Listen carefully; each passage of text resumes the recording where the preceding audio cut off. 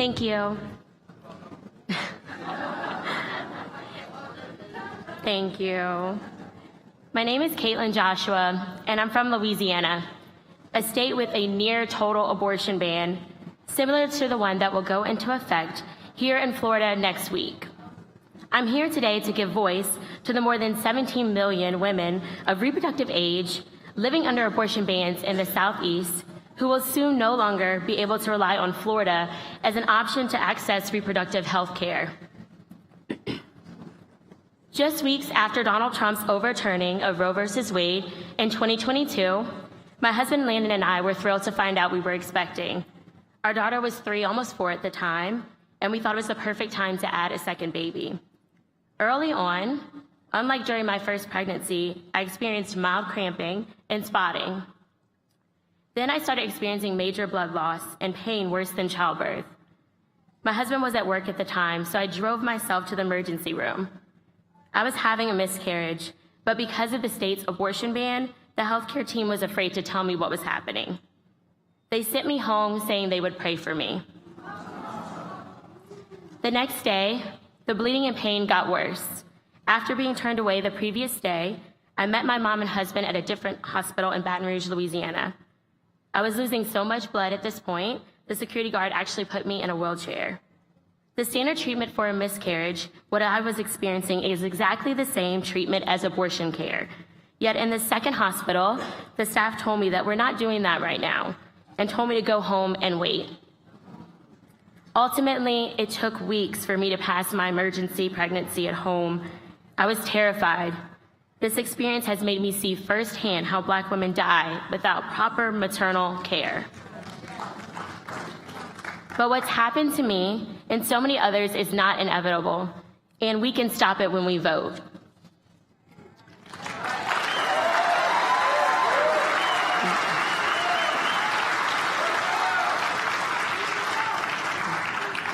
While Donald Trump created a healthcare crisis for women all over this country, President Biden has been our unwavering champion.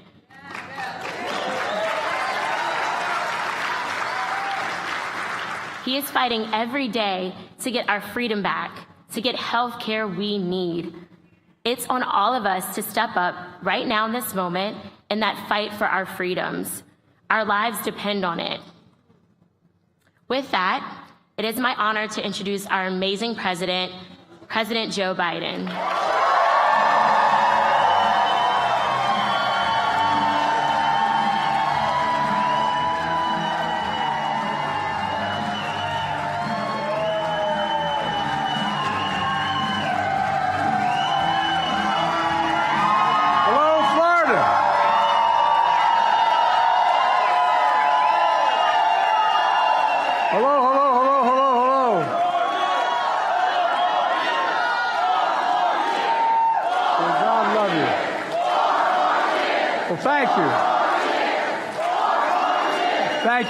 Thank you.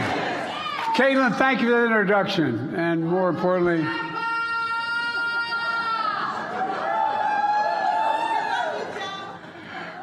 thank you for that introduction and for your courage, if you're back there, your courage to share your story. That's not an easy thing to do. You know, Caitlin represents millions of women who are enduring unbearable pain and cruelty because of Donald Trump. Sadly, it's pain and cruelty that millions of women in Florida now face. You know, but as I said, as she just said, it's not inevitable. It's not inevitable. We can stop it. When you vote, we can stop it. And thanks to Representative Kathy Castor. There she is. Stand up, Kathy. Kathy's doing an incredible job in Congress. And he's a great, great friend. And thanks for riding over with me from the airport. You know, the worst sentence in English language these days is the president's at the airport. Means you got to show up, you know. But anyway, thank you. And I want to thank Debbie, our next U.S. Senator. Deb, stand up.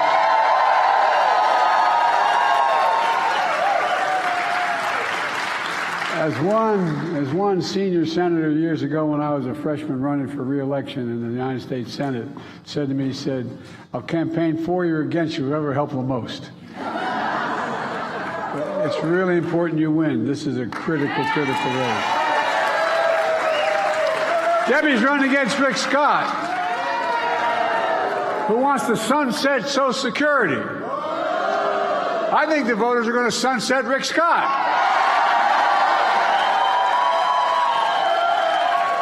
It's important, man. And thanks to all of you here today. It's good to be at a community college. Matter of fact, my wife's been campaigning all over the country with me between classes. My wife still is a full-time professor at Northern Virginia Community College. You lost your phone. Get that man his phone. He's going to be in trouble. Or that woman her phone. She's teaching this very day, Jill is. Community college, as she often says, is one of the best kept secrets in America. You know, I really mean it. You know, if I have my way in the next 4 years, I'm going to make community college free. And it'll grow the economy. It won't cost the taxpayers. Look, next week, one of the nation's most extreme anti-abortion laws will take effect here in Florida. It's criminalizing reproductive health care before women even know whether they're pregnant. I mean, this is bizarre. You can put a doctor in prison if he takes care of a patient. Now, you just heard some version of it from Louisiana. You know, this extreme Florida law is going to impact 4 million women in the state of Florida. Florida is one of the 21 states in America where you can't get access you need for care. This adds up to 1 in 3 women throughout the United States of America have this limitation.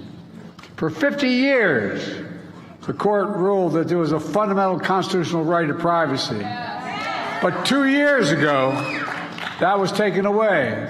Let's be real clear. There's one person responsible for this nightmare, and he's acknowledged and he brags about it, Donald Trump. In fact, Trump's bragged about it overturning Roe v. Wade, which meant there's no federal right. No decision can be made. All those decisions are made at the state level. A lot of people don't even know that. They don't focus on it. So every state can make a decision. Well, you know, now Trump says the law is, quote, working the way it's supposed to. Trump goes on to say individual state laws are working, his words, brilliantly. Brilliantly. It's a 6-week ban in Florida. It's really brilliant, isn't it? Even before women know they're pregnant. Is that brilliant? Look, just take a look at Arizona. That goes all the way back to 1864, before Arizona was even a state, before women had the right to vote, concluding that that's the law of the land in Arizona. And today, MAGA Republicans refuse to repeal that ban in Arizona. Trump was literally taking us back 160 years. He says it's up to the states, and this is all about states' rights. But he's wrong. The Supreme Court was wrong. It should be a constitutional right in the federal Constitution, a federal right. And it shouldn't matter where in America you live. This isn't about states' rights, it's about women's rights. I mean this. Look, folks, look. Now he's worried the voters will hold him accountable for saying he's responsible for getting Roe v. Wade overturned. Donald Trump is worried voters are going to hold him accountable for the cruelty and chaos he created. Folks, the bad news for Trump is we are going to hold him accountable. We are. He should be held accountable. He should be accountable for states enacting extreme laws that put IVF treatments at risk for women desperately trying to have families. Voters are going to hold Trump accountable for women being turned away from emergency rooms like my introducer was. Forced to travel hundreds of miles to get basic health care.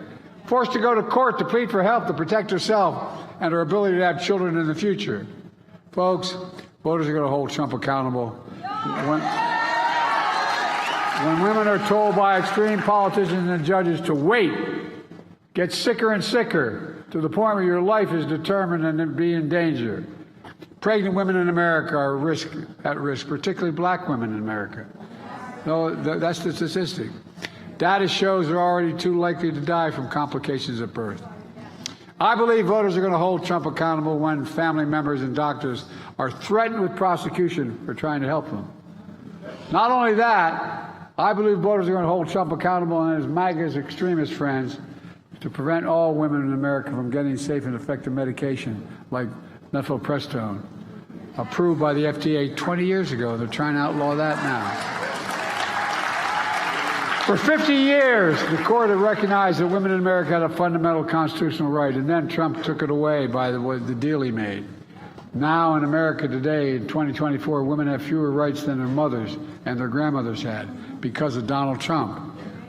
Look, I don't think we're going to let them get away with it, do you? No! And folks, in a sense, I don't know why we're surprised by Trump. How many times does he have to prove we can't be trusted? Trump bragged how proud he was to get rid of Roe v. Wade over. He took credit for it. He said there has to be punishment for women exercising their reproductive freedom. His words, not mine. He described the Dobbs decision as a miracle. Maybe it's coming from that Bible he's trying to sell. Whoa. I almost wanted to buy one just to see what the hell's in it. Folks, it was no miracle. It was a political deal to get rid of Roe v. Wade. A deal. A political deal he made with the evangelical base of the Republican Party to look past his moral, if they look past his moral and character flaws in exchange for his commitment to appoint justice to the Supreme Court who would overturn Roe. Don't think he's making a deal right now with MAGA extremists to ban nationwide abortion in every single state, because he's making it. In fact, the MAGA majority in the House of Representatives has introduced three separate bans to ban choice nationwide in every single state, based on each state. These bills have overwhelming support from Republicans in Congress. But know this, as long as I have the power of the presidency, it's never going to happen.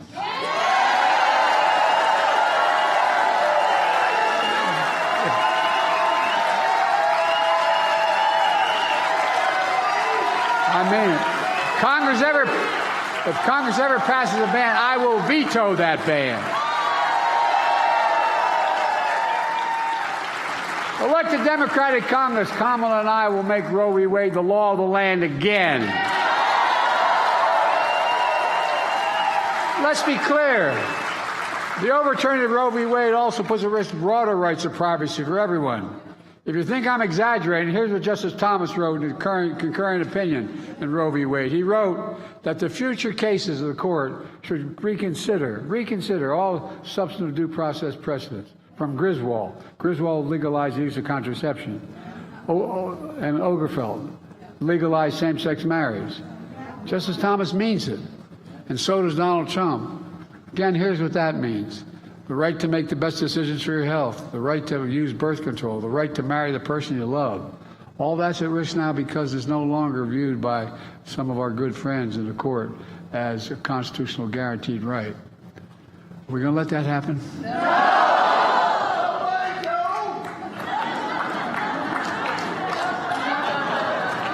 I like it, man. Will you come with me? Folks, the extreme laws passed since overturning Roe v. Wade have no place in the United States of America. But what does have a place in America is your voice. And this decision overturning Roe v. Wade and saying states should make the decisions of the court practically dared women to be heard. Here's what they wrote in that decision. Women are not without electoral or political power. No kidding. No kidding. I'm almost challenging you. I said at the time, I don't think the court or the MAGA Republicans have a clue about the power of women in America. I mean it. I mean it. But they're beginning to find out, since the Dobbs decision, which states said should make these decisions, the court said that the states should make decisions. States all over this country, from Ohio, Kansas, Michigan, Kentucky, Wisconsin, Virginia, women and men in every background voted to record numbers to protect, with record numbers, to protect reproductive freedom. This November, you can add Florida to that list. You can. Are you ready to do that? You got to show up and vote. Are you ready to protect freedom? It was Donald Trump who ripped away the rights of freedom of women in America. It'll be all of us who restore those rights for women in America. And when you do that, we'll teach Donald Trump and the extreme MAGA Republicans a valuable lesson. Don't mess with the women of America. I mean it. Folks, let's get this done. Go to joebiden.com, sign up, get involved. I know you all in this room are involved. Talk to your family and friends. Organize your community. Register voters. Get them out to vote. Old-fashioned way. Pick them up on election day. Call. Do you need a ride to the polls? And let's remember who we are. We're the United States of America. And there's nothing beyond our capacity if we work together. May God bless you all. May God protect our troops. Thank you, thank you, thank you. Thank you. We're going to get this done.